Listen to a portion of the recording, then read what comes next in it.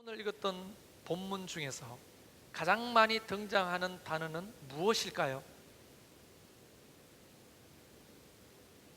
자, 단 한 분에게 제가 어쨌든 한번 말을 해보십시오. 네. 누가 말했습니까? 네, 행진입니다. 몇 번 나올까요? 몇 번? 행진이라는 단어가 몇 번 나올까요?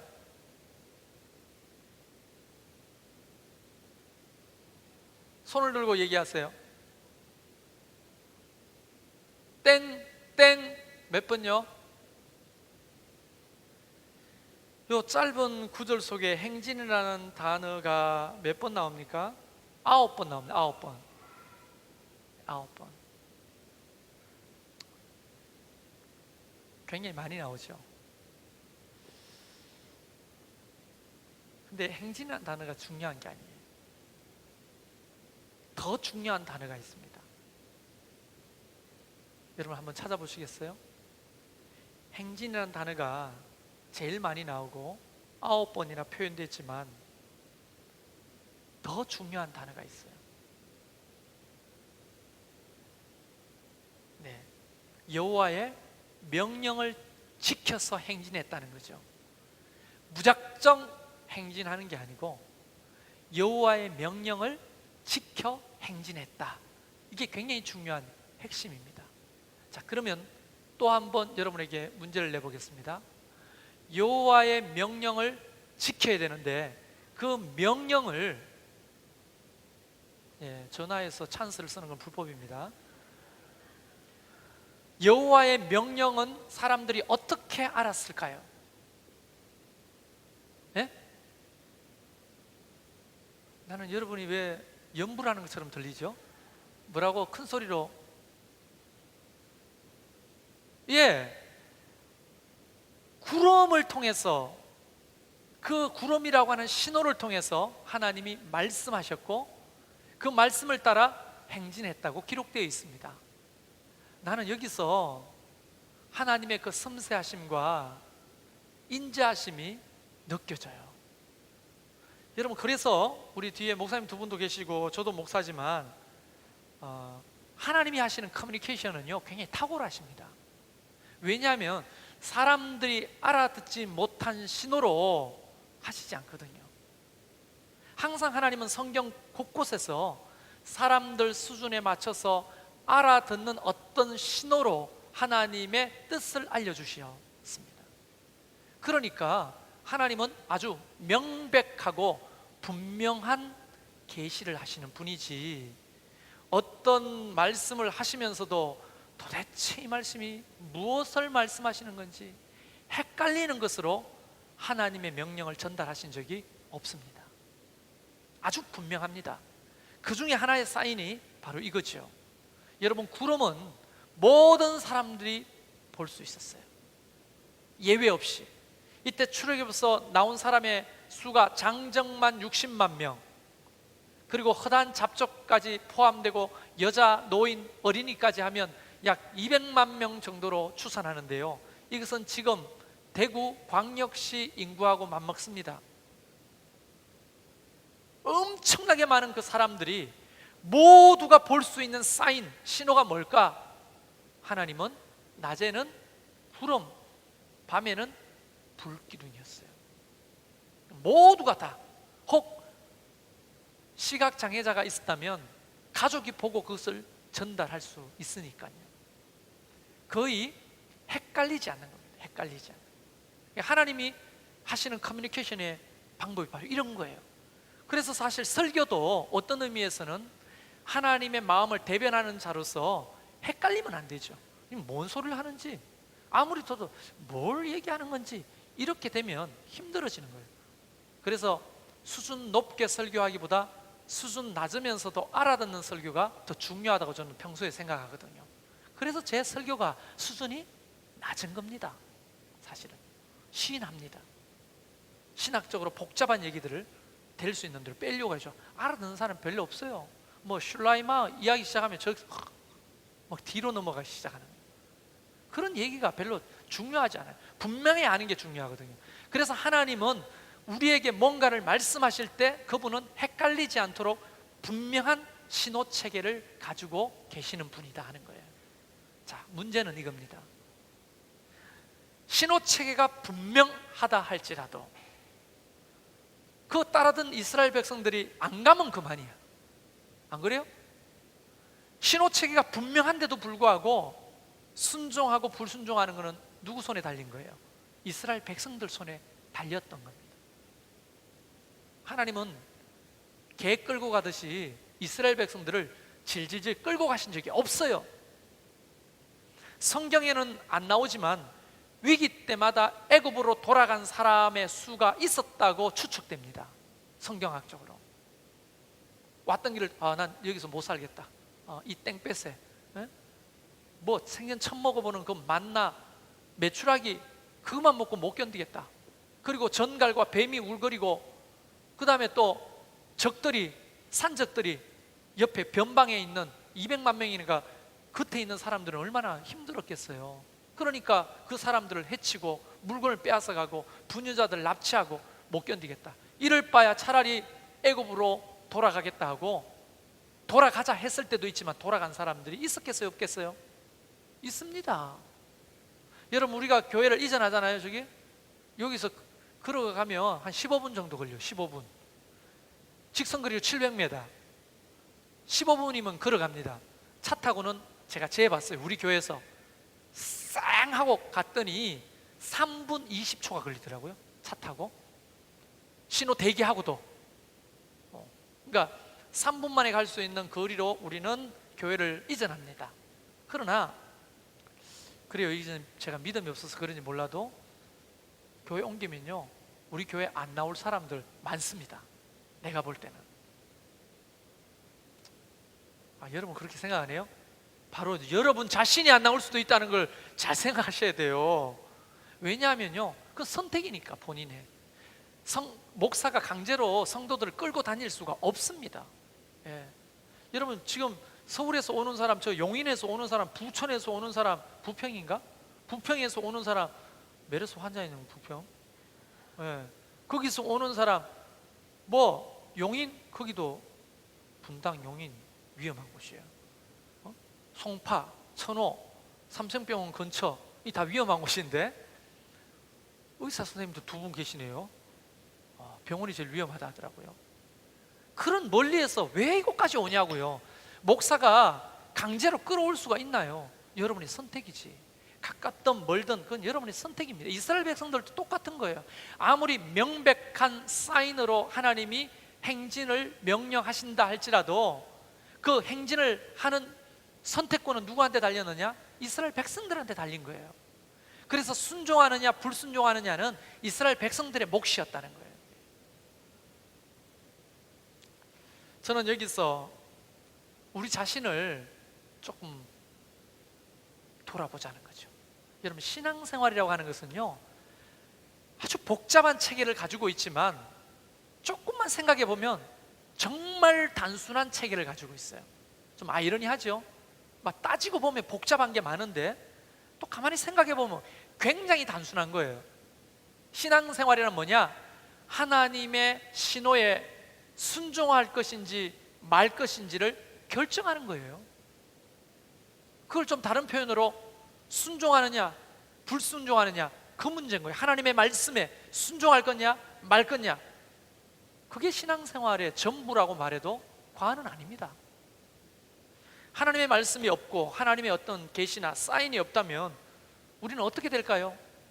성경에 하나님의 말씀이 없을 때, 하나님의 말씀을 떠났을 때, 다시 말하면 모세와 같은 그런 영도자, 지도자가 없을 때, 명백한 하나님의 사인을 알려주는 어떤 메신저가 없을 때 어떻게 살았는지는 성경에 잘 기록되어 있습니다. 그 대표적인 시기가 350년 동안 지속됐던 사사시대예요. 사사시대에는 수많은 사사들이 있었지만 하나같이 그 밥의 그 나물이었어요. 요즘 말에 도찐 개찐, 도찐 개찐이야. 물론 그 중에 훌륭한 사사도 몇 분 계셨지만 대부분 그 사사는 이스라엘 백성들 전체들의 하나님의 메신저로 쓰임받지를 못했습니다. 훌륭해도. 왜? 아무리 훌륭한 기도원 같은 사사가 있다 할지라도 불순종하는 사람이 더 많은데 어떻게 하나님의 뜻을 이루겠어요? 그래서 사사기를 기록한 저자는 22장 25절 마지막에 이 사사시대를 한마디로 표현하는 게 있어요. 그게 뭐냐? 왕이 없으므로 자기의 옳은 소견대로 행하더라. 다시 말하면 하나님의 말씀이 없이는 다 지가 옳다고 생각하는 곳으로 사는 거예요. 지가 이쪽 방향이 옳다고 생각하면 이쪽 방향으로 가고, 이쪽 방향이 옳다고 생각하면 이쪽 방향으로 가고, 아니야 이쪽이 옳아 생각하면 이쪽으로 갔던 거예요. 그래서 사실은 지 멋대로 살았던 겁니다. 사사시대가.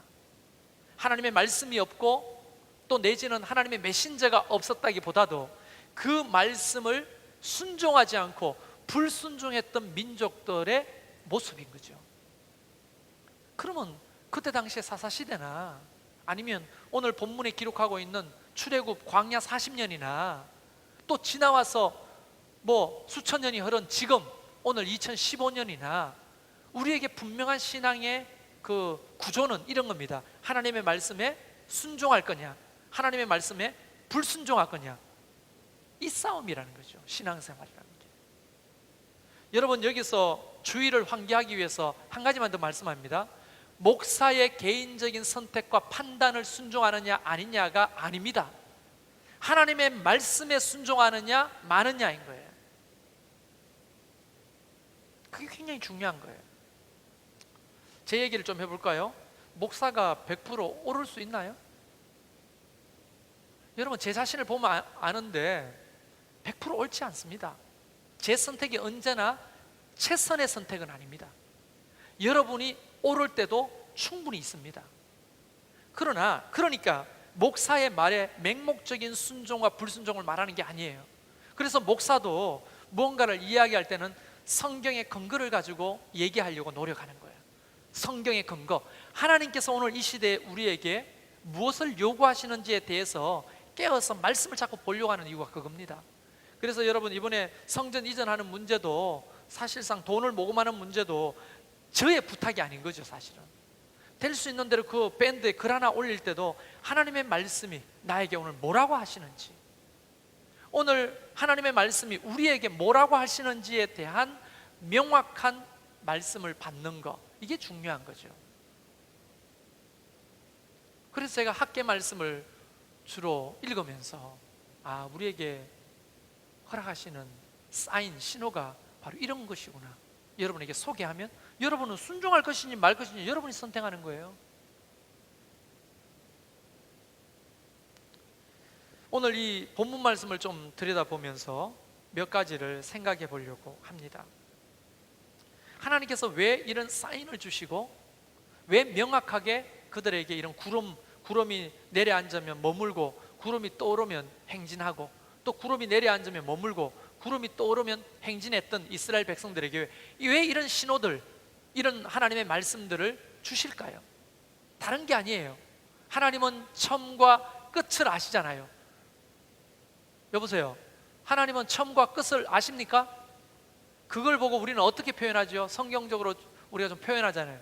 하나님은 알파와 오메가다, 이렇게 표현하잖아요. 그런데 우리 인간은 지나온 과거는 우리가 알 수 있어도 앞으로 살아가야 될 미래와 끝을 압니까 모릅니까? 모르잖아요. 이스라엘 백성들도 출애굽에서 홍해를 건너왔지만 과거는 돌아보면 어떻게 걸어왔는지 보이지만 앞날이 한 치 앞도 안 보이는 거죠. 그런데 우리 하나님은 시공간을 초월해서 살아계신 하나님이니 이스라엘 백성들의 마지막이 어딘지, 종착지가 어딘지, 그곳에서 무엇을 어떻게 할지 아십니까 모르십니까?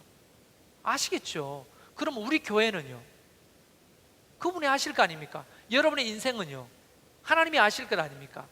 고로 오늘 이 읽었던 본문 말씀에 굉장히 중요한 사실 하나는 하나님이 우리를 선한 곳으로 인도하시기 위해 늘 신호를 주시는구나 하는 걸 믿는 거예요. 우리를 구름텅이에 빠뜨리거나 실패하거나 또 내지는 망하는 길로 인도하시는 분이 결코 아니고, 그분이 명확한 구름이라는 신호, 불기둥이라는 신호를 가지고 행진하게 하시는 것은 바로 다름이 아니고 가장 선한 곳으로 인도하시려고 하는 하나님의 계획이 있다는 거예요. 그렇다면 우리도 알아야죠. 예언이는 어떻게 생각해? 두 사람이 설교 시간에 이야기하면 재밌어? 재밌구나. 네. 여러분, 한번 생각해 보세요. 만약 우리가 하나님의 말씀을 떠나 그분의 신호와 상관없이 나의 옳은 소견대로만 산다면 우리의 한치 앞을 알지 못하는 우리 인생이 어떻게 선한 길로 갈 수 있겠습니까?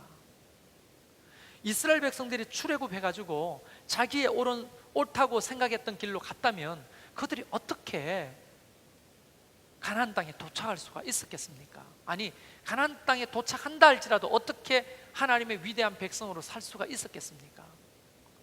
하나님이 선하게 인도하심을 우리에게도 허락하시는 거예요.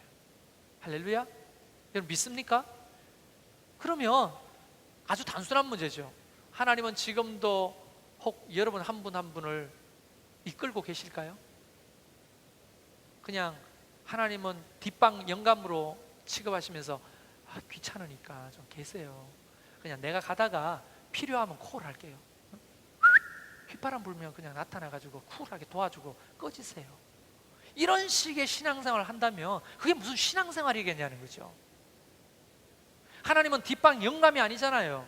하나님은 우리와 늘 함께 하시면서 가장 선한 길로 인도하시려고 하는데 사람들이 그 사인을 제대로 알도록 하기 위해서 명확하게 구름이라고 하는 것들 모두가 볼 수 있는 구름이라고 하는 신호를 통해 이끌고 가시듯이 우리의 삶에도 늘 하나님은 명확하게 말씀하시는 분입니다. 그런데 왜 우리가 명확한지 아닌지 헷갈리죠? 왜 그래요? 여러분 지구상에 170개국이 넘는 나라의 말로 번역되어 있는 이 언어로 된 사람의 말로 된 이 성경보다 더 명확한 계시가 어디 있습니까? 꿈입니까? 환상입니까? 일어나는 사건 사고입니까? 이거만큼 정확한 하나님의 사인이 없는 거예요. 어떤 의미에서 그때 당시에 이스라엘 백성들의 하나님의 명령을 명확하게 알아들을 수 있는 기호는 구름이었다면 우리에게 오늘 구름은 뭡니까? 하나님의 말씀인 거예요. 하나님의 말씀. 하나님의 말씀이 우리에게는 명확한 신호로 주시는 사인이라는 거예요. 그러므로 하나님이 선하게 우리를 이끌어 가실 때 하나님의 말씀을 떠나서는 행진할 수가 없습니다. 그 말은 선한 길로 따라갈 수가 없다는 겁니다. 낙오될 가능성이 높다는 겁니다. 여러분, 소위 사자들, 치타, 동물의 세계를 보면 그 맹수들이 사슴떼라든가 물소떼라든가 뭘 노립니까?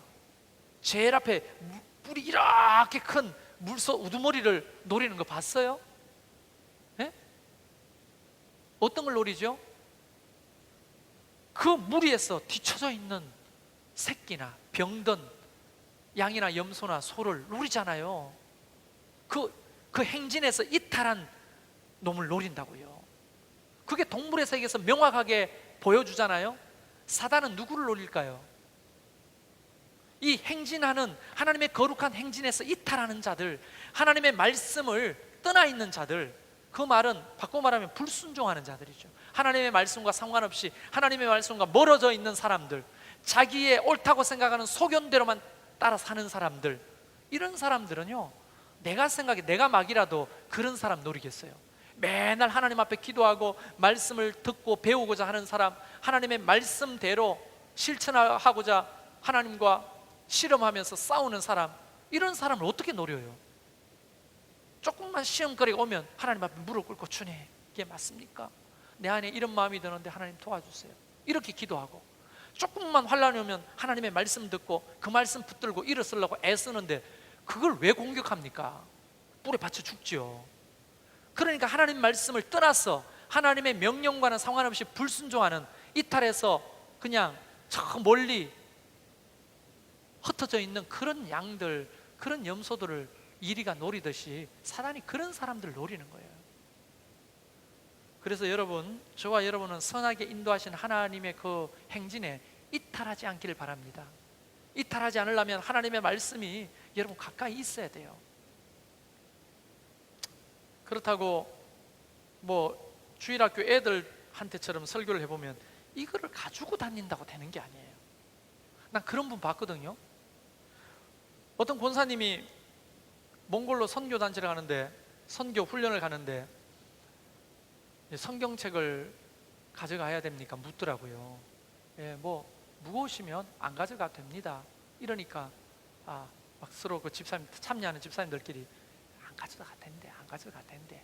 뭐 우리는 뭐 주방 봉사팀이니까 성경 필요하겠어, 이렇게 된 거예요. 근데 그 중에 한 집사님이 이러면서 성경책 가지고 가야 된다고.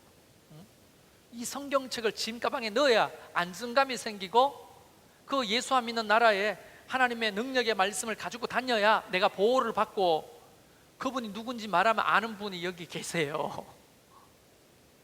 그분이 오랫동안 예수를 믿었는데 성경을 그 정도 부족처럼 생각하시는 분이 계시더라고요.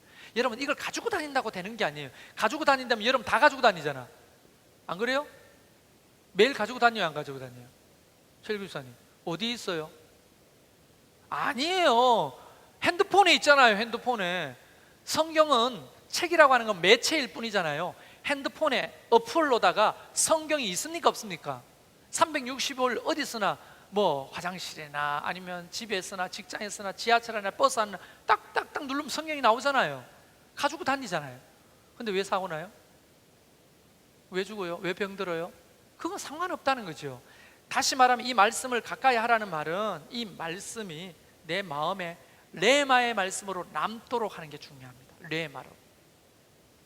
여러분, 이 레마의 말씀을 이야기하자면 이런 겁니다. 여러분, 우리 그 세계에서 10대 그 건강식품 중에서 그 중에 하나가 토마토거든요. 토마토가 그렇게 사람 몸에 좋대요. 양파하고 토마토 이런 것들이, 마늘도 들어가더라고요. 근데 토마토를 이야기해 봅시다. 토마토를 가지고 다닌다고 몸에 좋아요? 좀 말도 안 되는 얘기에 이런 반응도 안 하잖아요. 토마토를 가지고 다닌다고 몸에 좋겠냐고요.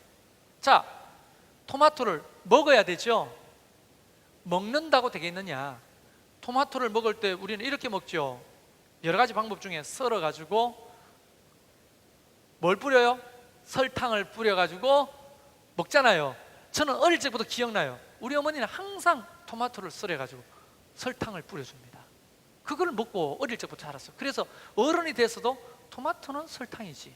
근데 알고 봤더니 설탕과 토마토는 궁합이 안 맞아요. 토마토가 가지고 있는 영양소들을 파괴할 뿐 아니라 흡수를 방해하더라고요. 그럼 뭐하고 먹어야 되느냐? 간단한 소금, 또 내지는 즙을 짜서 먹거나 데쳐서 먹는 것이 훨씬 더 몸에 흡수가 잘 된다고 하더라고요.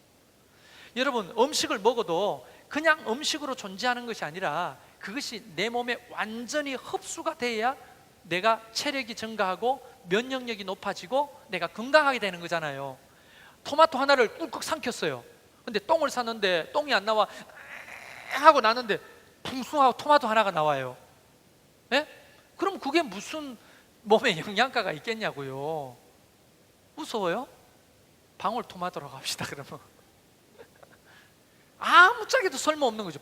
방울토마토가 들어가서 소화가 안 되고 뭔가 하는데 뭐 다다다다다 하고 그 방울토마토가 물로 튀어나오면 그게 우리 몸에 거쳐 지나갔지만 무슨 도움이 되겠냐고요. 그게 내 몸에 흡수가 될 때 내 몸에 면역력을 만들고 건강함을 만들듯이 말씀도 마찬가지예요. 설교 듣는다고 되는 게 아니에요. 그 설교를 들으면 이 말씀이 내 마음속에서 소화가 돼야 돼요. 그것을 두 가지로 성서학에서는 말하는데, 로고스의 말씀이 레마의 말씀으로 바뀌어야 되는 거예요. 레마의 말씀으로. 이 로고스의 말씀을 아무리 많이 소유하고 많이 받아 먹어도 그게 소화가 되지 않고 내 삶에 실천이 안 되면 레마의 말씀이 안 되는 거예요. 여러분, 토마토 1kg를 먹었다 합시다. 방울토마토를. 근데 똥 누는데 토마토 그대로 다 빠져나와요. 그거는 토마토를 먹었으나 우리 몸에 아무런 도움이 안 되는 거예요.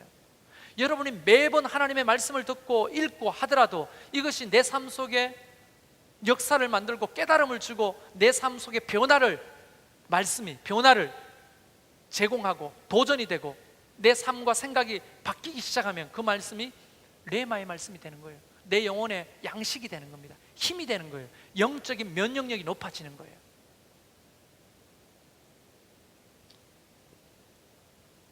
그러니까 하나님의 말씀을 우선 먹는 게 중요하고 그걸 소화시키는 게 중요합니다.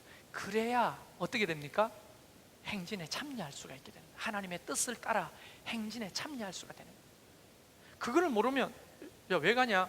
무슨 일이냐? 막 천막을 막 긋는데 사람들이 막 우왕좌왕하면서 어디 가냐? 어디 가는 거야? 왜 가는 거야? 어제 저녁에 도착했잖아. 해가 뜨자마자 가는 거야? 불평하고 불만하고. 근데 오늘 성경을 읽어보면 구름이 저녁에 머무르면 거기에 모든 사람들이 진을 쳤다고 했어요. 근데 아침에 해가 뜨자마자 구름이 또 올라요. 그러면 시간이 얼마 안 지나도 구름을 따라 그냥 순종하면서 따라 행진하는 거예요. 그러다 보면 비록 40년이란 긴 시간이 걸렸지만 그들은 젖과 꿀이 흐르는 가나안 땅으로 도착할 수가 있는 거예요. 근데 만약에 그 구름에 하나님의 신호에 상관없이 뭐 벌써 가냐? 난 더 머물러 있을래 하고 다 행진하는데 혼자 거기 머물러 있어요. 여보, 우리도 가야 되지 않아? 가장 말을 들어. 이러고 아버지 따라서 아내도 남고 아이들 6명 쪼롯이 아버지가 남았어요. 다른 사람은 저기 끝으로 끝에 따라가는 사람이 저만큼 보입니다. 아이들이 옵니다. 아버지, 우리도 가야 되는 거 아니에요? 야야, 어제 왔잖아. 어제 피곤하게 죽겠는데 무슨 오늘 또 일어나 가? 구름이 뜨거나 말거나 그냥 아빠만 믿어. 아빠만 믿어. 그러고 있었다 생각해 봅시다. 하루를 더 머무르다 가자. 그리고 밤이 됐어요. 불기둥이 있었을 때는 온도 조절도 되고 흔하지만 불기둥이 없는데 얼마나 두렵고 떨리겠어요. 여러분, 광야의 밤에 한번 나가보세요. 얼마나 무서운지. 모르겠죠? 그래서 이스라엘 같이 가보자고요. 밤에 나가면요 정말 불안하고 너무너무 무서워요. 그곳에서 6명 아들, 딸, 남편하고 아내하고 요 8명이 천막 속에 있는 거죠. 저기서 뽀지락 저기서 뽀지락. 아빠 저게 뭐야? 아빠 저게 뭐야? 애들 경계해가지고 기영환도 없고 어떡할 거예요? 응? 그러니까 내가 좀 내 생각이 안 맞고 조금 아니라 싶어도 행진에 참여하는 게 굉장히 중요합니다. 저는 지금 포퓰리즘을 주장하는 게 아니에요. 다 가기 때문에 생각 없이 따라가자는 것도 주장하는 게 아닙니다. 하나님이 인도하시는 그 걸음에 하나님의 사인, 하나님의 신호를 듣고 볼 수 있는 사람, 그 사람이 행진에 참여할 수 있다는 것을 지금 주장하고 있는 거예요. 그러니까 여러분이 목사의 말만 듣지 마시고 하나님의 말씀을 가까이 해보라고요.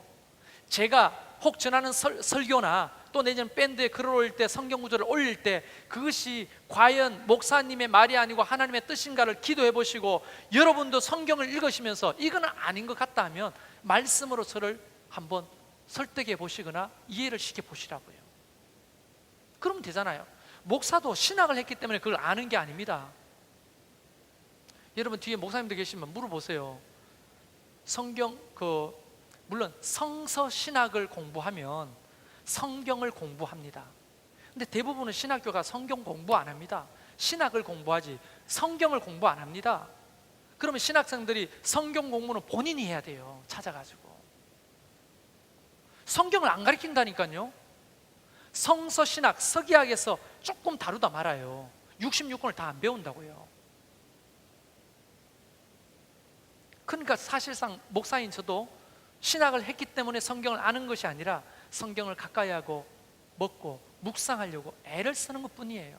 이 속에서 하나님 뜻이 뭔지를 분별하고, 이 속에서 이 공동체를 통해 하나님이 오늘 말씀하시는 게 뭔지를 분별해가지고 그것을 기도해보고 여러분과 나누고 여러분과 또 함께 그것을 고민하고 묵상해 보려고 하는 것뿐입니다.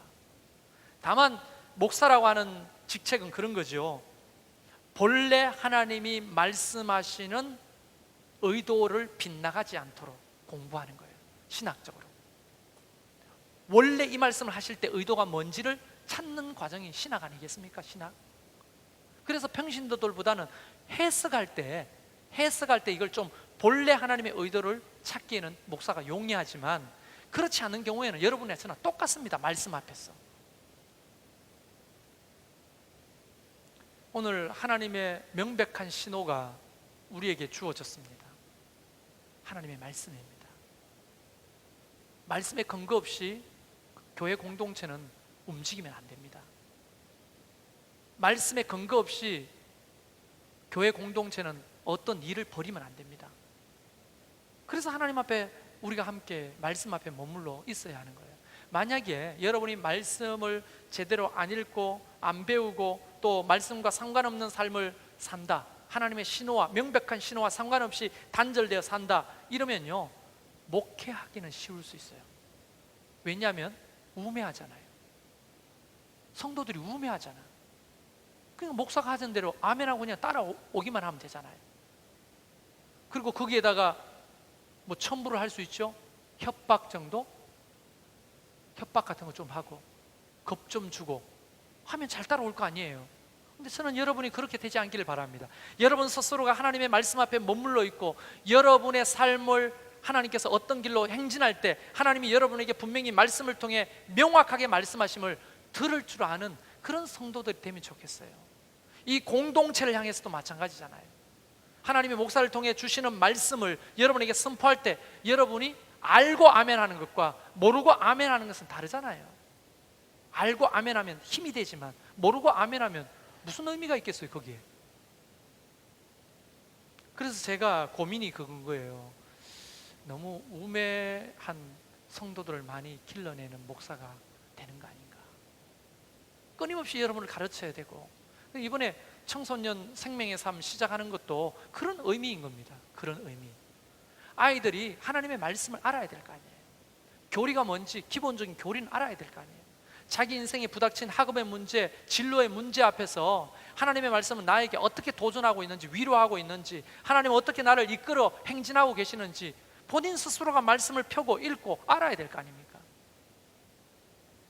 나랑 계속 같이 살 수가 없잖아요 여러분. 24시간 동안. 그래서 오늘 우리는 우리를 이끌어 가시는 하나님에게 하나님의 사인, 하나님의 명령, 이것들을 명확하게 신호를 들을 수 있는 여러분 되기를 소망하는 거예요. 그러다가 보면, 걷다 보면, 그런 삶과 태도를 가지고 걷다 보면 앞으로는 안 보이죠. 가나안 땅이 보입니까? 40년 동안 안 보였지. 가데스 바니아라는 땅까지 코앞에까지 가가지고라도 결국은 못 건너가잖아요. 인간의 삶이 그런 거예요. 우리도 교회를 이전한다고 했지만 이게 뭐 언제 파토가 날지 또 하나님이 이끄실지 아무도 모르는 거예요. 앞날은 모르는 거예요. 그러나 기도하면서 하나님 말씀 붙들고 한 걸음 한 걸음 가다 보면 우리가 7년 동안 이곳까지 온 것처럼 하나님께서 또 아마 3년 5년 후에 우리가 돌아보면 하나님이 이렇게 인도하셨구나 우리가 알 수 있지 않겠어요? 그때는 돈이 없어 발발발 떨고 불안하고 기도하고, 그러나 하나님 말씀이 우리를 이끌어 가시니 그 말씀 붙들고 한 걸음 한 걸음 오다 보니까 이렇게 오게 됐구나, 이걸 고백하게 되듯이 여러분의 인생의 처음과 끝도 다 그런 어떤 관점을 가지고 이 행진에, 주님이 이끄시는 그 행진에 참여하라는 거예요. 뭘 가지고? 명확한 하나님의 말씀을 붙들고 살아라는 거예요. 그러면 한번 요것만 얘기하고 마칩시다.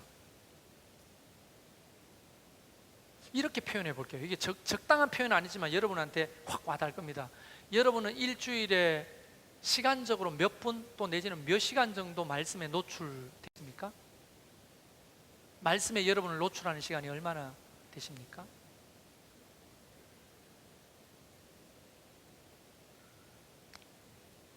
큐티를 왜 하자고 하는 겁니까?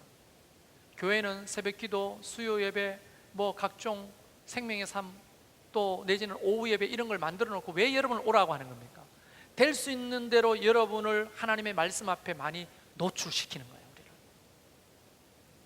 그런 영적인 서비스잖아요. 그래서 사실은 물론 다른 의미이지만 예배를 영어로 뭐라고 합니까? 서비스라고 해요. 서비스. 물론 우리가 하나님을 수종도는 서비스이기도 하지만 목사로서는 여러분이 낸 헌금을, 그 녹을 먹고 사는 목사는 여러분에게 어떤 것을 서비스하느냐? 하나님의 말씀을 최대한 많이 노출시키는 서비스를 하는 거예요. 그런데 스스로가 그걸 닫아버리고 하나님의 말씀과 나를 단절시킨다? 그러면 행진에 어떻게 참여하자는 겁니까? 가자 하면요, 자기 생각이 말씀보다 더 주장하기 때문에 잘 못 따라옵니다. 그 따라가는 사람이 맹목적으로 보이는 거예요. 돌대가리로 보이는 거예요. 생각 없이 따라간다고 생각. 아니죠. 여러분, 오직 하나님의 말씀에 의해서 우리가 가기도 가고 서기도 하고 또 행진하는 것이 그거야말로 또 절대적인 지혜라고 저는 생각이 듭니다. 할렐루야. 네. 그런 믿음의 사람이 되면 좋겠어요. 여러분이. 청년들도 마찬가지예요. 여러분 인생이 눈앞에 보입니까? 여러분 사실 정규직을 만나기가 힘들어요. 청년들 사이에서 대부분 비정규직이에요. 여러분 세월호 사건 때 아이들 구하다가 돌아가신 선생님 한 분이 의사자로 안 된 이유가 뭔 줄 아십니까? 비정규직이라는 거예요. 비정규직. 이런 정말 내가 욕하고 싶지만 정말 기억 같은 일이 어디 있습니까? 이런 시대를 우리 청년들이 산다고요. 여러분 결혼하기 힘들어요. 그렇죠? 일단 믿음의 사람을 찾아보려면 믿음의 형제들이 없어. 딱 여기 형제가 2명 보이네. 관수하고 저 뒤에 누구야? 쟤들이 뭐 우리 신랑감이겠어요?